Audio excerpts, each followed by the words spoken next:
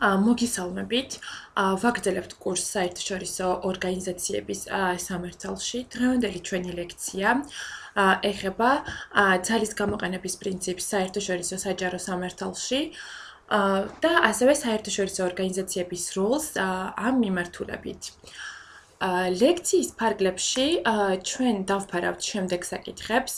თავდაპირველად შევეხებით ძალის გამოყენების ზოგად აკრძალვას და ვისაუბრებთ გაეროს წესდებაში მოცემულ მუხლზე, რომელიც ძალის გამოყენებასთან დაკავშირებულ საკითხებს არეგულირებს. ამის შემდგომ ჩვენ უკვე განვიხილავთ თავდაცვის უფლებას, როგორც ჩვეულებითი სამართლის, ისე კონვენციური ნორმის კუთხით. გარდა ამისა, შევეხებით თავდაცვის უფლების კონკრეტულ ელემენტებს და იმას, თუ რისგან შედგება რეალურად თავდაცვის უფლება. ასევე ჩვენ განვიხილავთ რეტორსიას და რეპრესალიას. ვისაუბრებთ იმაზე, თუ რა განსხვავება არის ამ ორ ძალის კატეგორიას შორის და რომელი მათგანი არის ლეგიტიმური და მართლმსომიერი, ხოლო რომელი ეწინააღმდეგება საერთაშორისო სამართლის პრინციპებს. გარდა ამისა, ლექციის ფარგლებში ჩვენ ასევე დავფარავთ ჰუმანიტარულ ინტერვენციასთან დაკავშირებულ რეგულირებას. ვისაუბრებთ იმაზე, თუ რა არის ჰუმანიტარული ინტერვენცია, ლეგიტიმური არის თუ არა ჰუმანიტარული ინტერვენციის განხორციელება და დღევანდელი მდგომარეობით რა სამართლებრივი რეჟიმი არსებობს ჰუმანიტარული ინტერვენციასთან დაკავშირებით. ჰუმანიტარული ინტერვენციის შემდგომ ჩვენ ვისაუბრებთ კოლექტიური უსაფრთხოების სისტემაზე, რომელიც გაერთიანებული ერების ფარგლებში არსებობს. და ვისაუბრებთ იმაზე, თუ რა ტიპის უსაფრთხოების სისტემა არის გაეროს ფარგლებში შექმნილი. ასევე ლექციის უკვე ბოლო ნაწილში ჩვენ ვისაუბრებთ გაეროს ნებართვით, ანუ გაეროს ავტორიზაციის ძალის გამოყენებაზე, ვისაუბრებთ იმ პირობებზე და იმ კრიტერიუმებზე, რასაც უნდა აკმაყოფილებდეს გაეროს მანდატით ძალის გამოყენება და ასევე ვისაუბრებთ მშვიდობის მყოფელ ძალებზე და ტრადიციულ განსხვავებაზე peacekeeper-ებს და peace enforcer-ებს შორის, ანუ მშვიდობის შემნარჩუნებლებს და მშვიდობის დამამყარებლებს შორის. ეს არის მოკლედ ის თემების ჩამონათვალი, რომელსაც ჩვენ დღევანდელი ლექციის ფარგლებში შევეხებით. პირველი საკითხი, რაზეც მსურს მე დასაწყისში რომ ვისაუბრო, ეს არის ზოგადად ძალის გამოყენების მარეგულირებელი სამართლებრივი ჩარჩო. გაეროს წესდების მეორე მუხლის მეოთხე პუნქტი შეიცავს ზოგად აკრძალვას ძალის გამოყენებასთან დაკავშირებით.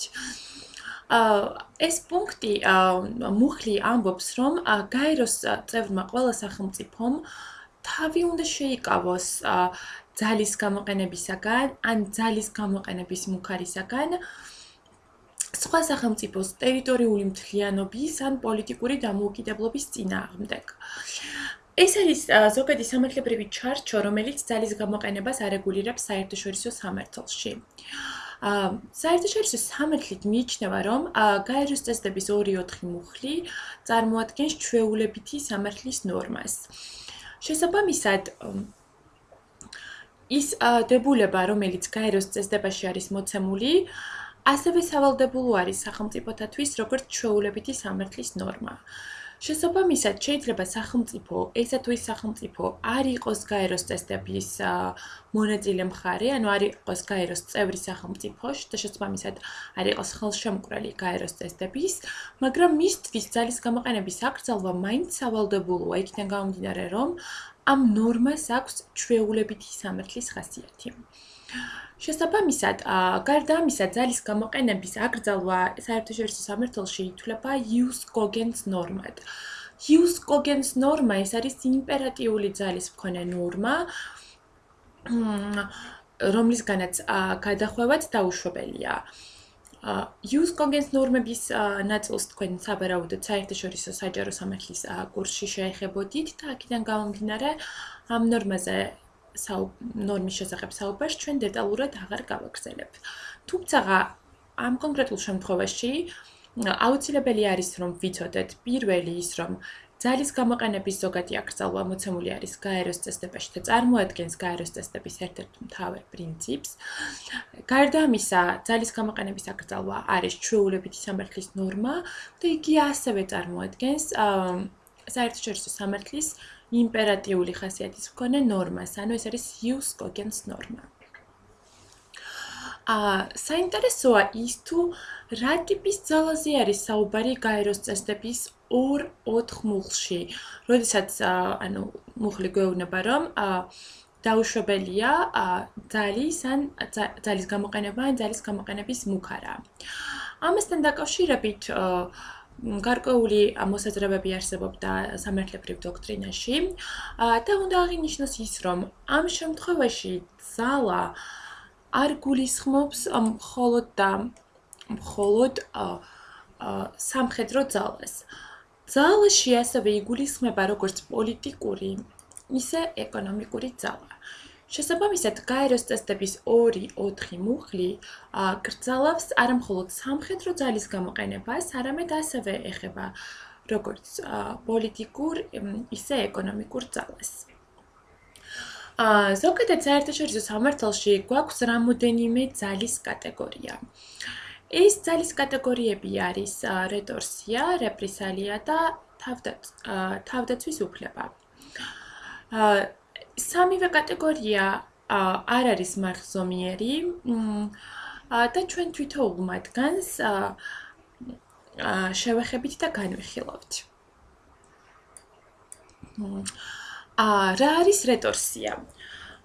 რეტორსია ძალის კატეგორიაა და რომელიც არის ერთი სახელმწიფოს მიერ ესე ვთქვათ, არამეგობრული და საზიანო ქმედების განხორციელება მეორე სახელმწიფოს წინააღმდეგ, ამ მეორე სახელმწიფოს მიერ ადრე განხორციელებულ ქმედებაზე საპასუხოდ. ანუ შესაბამისად, როდესაც ერთი სახელმწიფო რაიმე საზიანო ან არამეგობრულ ქმედებას განახორციელებს მეორე სახელმწიფოს წინააღმდეგ და ეს მეორე სახელმწიფო ანალოგიური ქმედებით, ანუ მსგავსი ხასიათის ქმედებით იმ კუთხით, რომ ეს არის არამეგობრული და საზიანო, თუმცა თავისთავად მარცხზომიერი, პასუხობს ამ პირველი სახელმწიფოს ქმედებას. რეტორსიის მთავარი მახასიათებელი არის ის, რომ ქმედება, რომელიც საპასუხოდ ხორციელდება, უნდა იყოს მარცხზომიერი. ანუ თავისთავად ქმედება როგორც ესეთი არ ეწინააღმდეგება საერთაშორისო სამართლის პრინციპებს და საერთაშორისო სამართალს. და ანუ სავსებით ჯდება საერთაშორისო სამართლებრივი რეგულირების სფეროში. შესაბამისად, მაგალითის სახით შეგვიძლია მოვუყანოთ დიპლომატიური ურთიერთობების გაწყვეტა. ანუ როდესაც ერთი სახელმწიფო რაიმე საზიანო ქმედებას განახორციელებს მეორე სახელმწიფოს წინააღმდეგ და მეორე სახელმწიფო ამის საპასუხოდ გაწყვიტავს ამ პირველ სახელმწიფოსთან დიპლომატიურ ურთიერთობებს. ეს არის რეტორსიის მარტივი მაგალითი. რეტორსიასთან მიმართებაში უნდა დავიმახსოვროთ ის, რომ რეტორსია აუცილებლად გულისხმობს იმას, რომ ქმედება არის მარცხზომიერი. ანუ იმ შემთხვევაში თუ საპასუხოდ განხორციელებულ ქმედებას არ ექნება მარცხზომიერი ხასიათი, მაშინ იგი უკვე რეტორსიად ვეღარ ჩაითვლება. რაც შეეხება ძალის მომდევნო კატეგორიას, ეს არის რეპრესალია. რეპრესალიაც რეტორსიის მსგავსად წარმოადგენს საპასუხო ქმედებას, რომელსაც ერთი სახელმწიფო მეორე სახელმწიფოს გარკვეული ქმედების პასუხად ახორციელებს, თუმცა რეპრესალია რეტორსიისაგან განსხვავებით გულისხმობს არამარცხზომიერ ქმედებას. შესაბამისად, სახელმწიფოს ქმედება რეტორსიისაგან განსხვავებით არ არის ლეგიტიმური და მარცხზომიერი. ანუ ამ ორ ძალის კატეგორიას შორის ჩვენ გვაქვს მსგავსება. მსგავსება არის ის, რომ ქმედება ხორციელდება ანუ სახელმწიფოს წინააღმდეგ და ამ სახელმწიფოს წინაქმედების საპასუხოდ, თუმცა რეტორსიის შემთხვევაში საპასუხო ქმედება არის მარცხზომიერი ლეგიტიმური ქმედება, ხოლო რეპრესალიის შემთხვევაში კი საპასუხო ქმედება არის არამარცხზომიერი და არალეგიტიმური. რეტორსიის ერთ-ერთ ყველაზე მძღოლ მაგალითს, ესე ვთქვათ, წარმოადგენს ნაულილას დავა, რომელიც პორტუგალიასა და გერმანიას შორის არსებობდა და ეს დავას ადგილი ჰქონდა 1928 წელს. დავა ეხებოდა პორტუგალიის კოლონიას ანგოლას და ანგოლაში პორტუგალიელებმა შემთხვევით მოკლეს 3 გერმანიის წარმომადგენელი. და ამაზე საპასუხოდ კი გერმანიის სამხედროები შევიდნენ ანგოლაში და გაანადგურეს მნიშვნელოვანი ოდენობის საკუთრება ტრიბუნალმა კი, რომელიც ამ დავას განიხილავდა პორტუგალიასა და გერმანიას შორის, დაადგინა, რომ გერმანიის ქმედება არ იყო მისთვის მიყენებული ზიანის პროპორციული და წარმოადგენდა მართლსაწინააღმდეგო საპასუხო ქმედებას, ანუ არამართლზომიერ საპასუხო ქმედებას, ანუ რეპრესალიას. შესაბამისად, რეპრესალია არის ძალის გარკვეული კატეგორია, რომლის გამოყენებაც საერთაშორისო სამართალში აკრძალულია. და მისი მთავარი მახასიათებელი ნიშანი არის ის, რომ იგი შედგება არამართლზომიერი ქმედებისგან. ანუ რეტორსიის მსგავსად არის საპასუხო ქმედება, თუმცა თავისი არსით ქმედება როგორც ესეთი არის არამართლზომიერი. ამითი ლექციის პირველი ნაწილი დასრულებულია.